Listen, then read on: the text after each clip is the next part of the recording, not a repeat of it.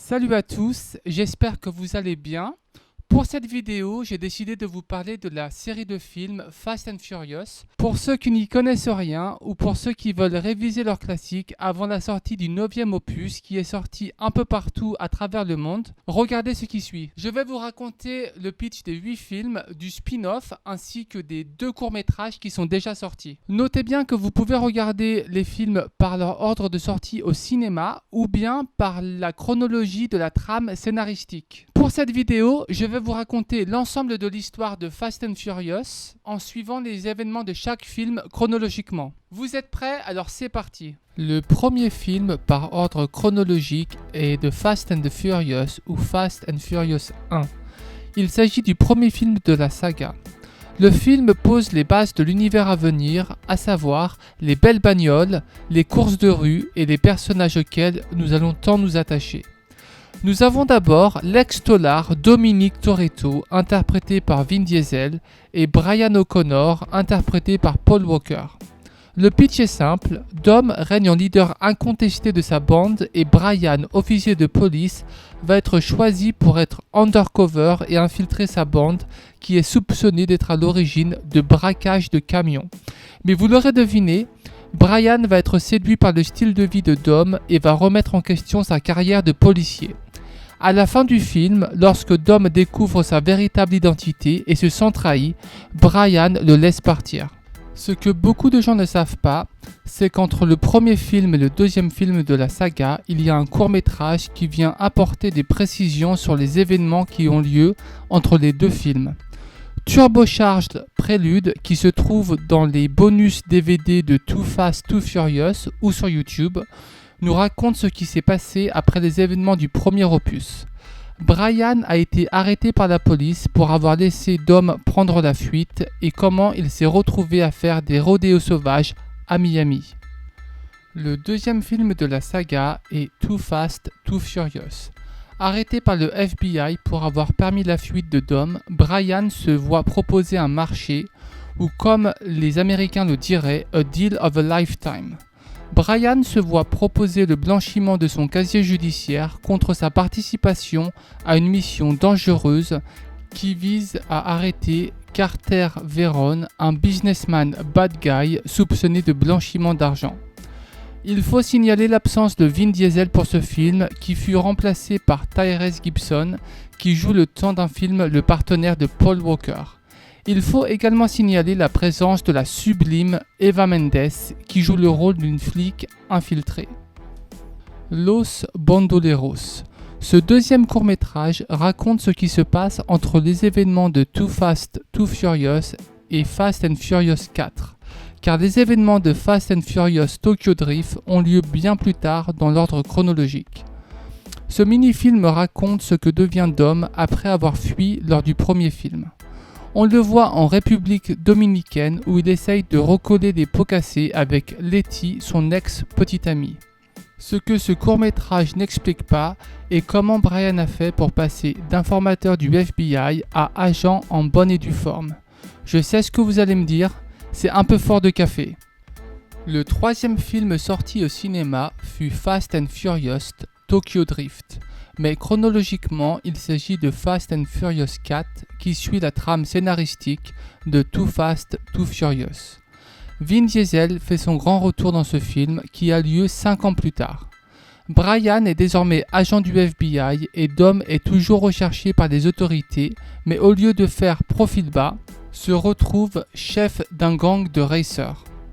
Malgré le fait que Dom considère que Brian l'ait trahi par le passé, les deux hommes vont quand même faire équipe afin de mettre hors d'état de nuire Arturo Braga, l'homme responsable de la mort de Letty, interprété par Michelle Rodriguez. Bien entendu, l'amour trouve toujours sa place dans un film de gangster et Brian renoue sa relation avec Mia, la sœur de Dom. La fin du film voit Dom condamné à 25 ans de prison, mais rassurez-vous, Brian et Mia vont trouver un moyen de le sortir de là. Chronologiquement, le quatrième film de la saga est Fast and Furious 5. C'est dans ce film que Dwayne Johnson, alias The Rock, fait sa première apparition dans la saga. Par la suite, aux grandes dames de Dom, il aura droit à un spin-off bien à lui avec Jason Statham. Dans cet opus, nous retrouvons nos 3 comparses où nous les avons laissés après leur fuite à la fin de Fast and Furious 4. Ils se retrouvent par magie à Rio de Janeiro et vont se retrouver contraints de participer à un ultime coup afin de retrouver leur liberté. C'était sans compter la présence de l'agent fédéral Hobbs qui dans un premier temps va leur mener la vie dure avant de comprendre à quel point ils sont cool et ont un bon fond.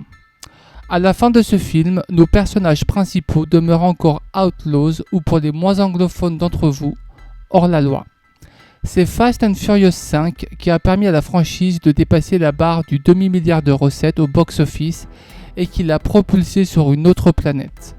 Les scènes d'action de ce film commencent à devenir vraiment spectaculaires.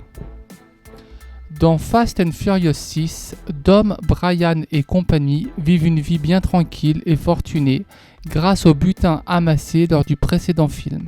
Brian et Mia ont évolué dans la vie puisqu'ils sont devenus parents.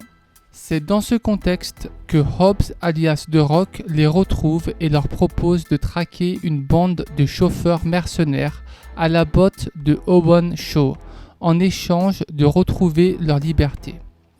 Dom va retrouver quelqu'un qui avait disparu. Les scènes d'action de ce film surenchérissent sur celles de Fast and Furious 5.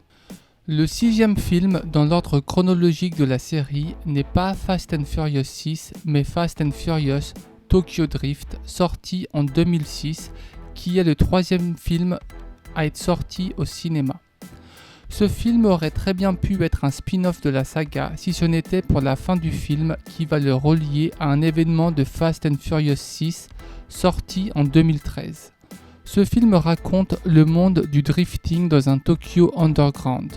On retrouve Sean interprété par Lucas Black et Twinkie interprété par Lil Bobo. En gros, Sean va être initié au monde de la nuit par Twinkie et va vite se confronter au Drift King Takashi et également à des Yakuza, Japon oblige. C'est lors de ce film que nous rencontrons Han qui va tout apprendre à Sean. À la fin du film, alors qu'il est en pleine course-poursuite, Han se fait percuter par une autre voiture. Ce détail est essentiel car dans Fast and Furious 6, nous découvrons que l'homme responsable de la mort de Han n'est autre que Deckard Shaw, interprété par le transporteur himself, Jason Statham.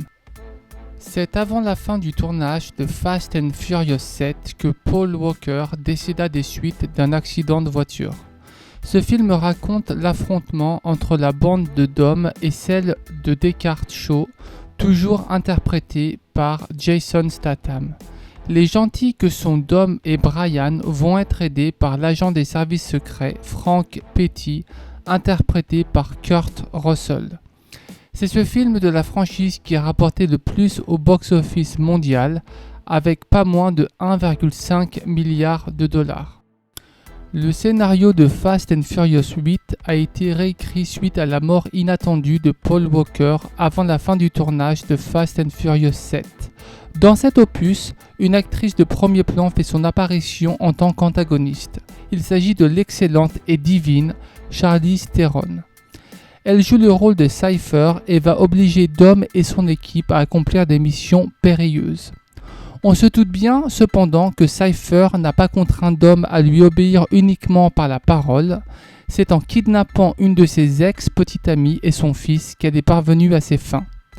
Lors de ce film, Dom est obligé de faire équipe avec le bad guy Deckard, interprété toujours par l'excellent Jason Statham. Fast and Furious Hobbs and Shaw s'agit du premier spin-off de la saga avec les personnages de Hobbs interprétés par The Rock et celui de Shaw interprété par Jason Statham. En privé, Vin Diesel aurait très mal vécu le choix des studios de produire un film sans lui et aurait pété une durite. Dans ce film, Hobbs et Shaw sont contraints de faire équipe afin d'arrêter les plans diaboliques d'un bad guy génétiquement modifié, interprété par un de mes acteurs préférés qui est Idris Elba. La fin du film se situe dans les îles Samoa, île d'où Dwayne Johnson est lui-même originaire dans la vraie vie. Voilà, c'est tout pour cette vidéo. J'espère que vous l'aurez apprécié. Si c'est le cas, vous pouvez soutenir ma chaîne en vous abonnant et en likant cette vidéo. Et dites-moi dans les commentaires quel film de la saga vous avez préféré. Pour moi, il s'agit de Fast and Furious 5, puisque c'est dans ce film-là que nous rencontrons pour la première fois le personnage de Hobbs, interprété par The Rock, Dwayne Johnson. Merci d'avoir regardé, je vous dis à plus tard pour une nouvelle vidéo, ciao. PS, j'aimerais vous dire pourquoi pour cette vidéo j'utilise un micro-main, c'est parce que en fait, aujourd'hui j'ai voulu filmer avec ma nouvelle caméra et je l'ai fait tomber et je l'ai explosé. Et du coup maintenant, j'ai plus de budget pour m'acheter un bon micro, donc pour les vidéos à venir, il est fort probable que j'utilise ce micro-là. Voilà, ciao.